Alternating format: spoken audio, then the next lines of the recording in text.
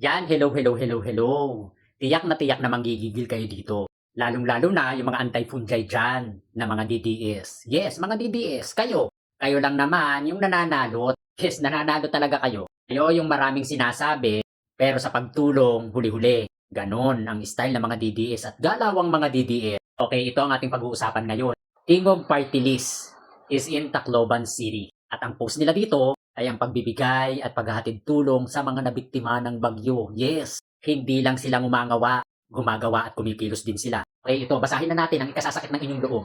So, sa gitna ng unos na dulot ng bagyong Tino, hindi nag-atubiling kumilos at maghatid ng tulong at pag-asa ang Tingog Party List sa iba't ibang barangay ng Tacloban City sa Leyte. Patuloy niyong aasahan ang Tingog dahil kami ay laging nakikinig at nagsisilbi. Yung sinisiraan nyo dyan, so ayan, di ba masakit?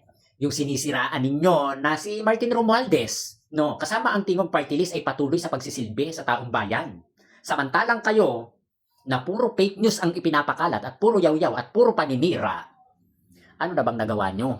Ano ba ang pinaglilingkuran nyo? Sino ba ang pinaglilingkuran nyo? Yung totoo, naglilingkod lang kayo sa mga Duterte, pero wala kayong malasakit sa taong bayan.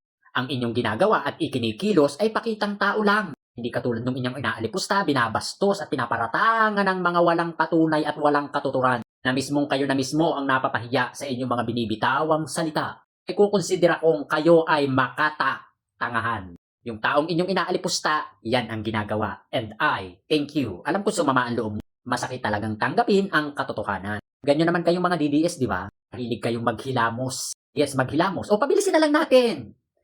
Nililinis nyo ang sarili nyong harapan at itinatapon nyo sa harapan ng may harapan.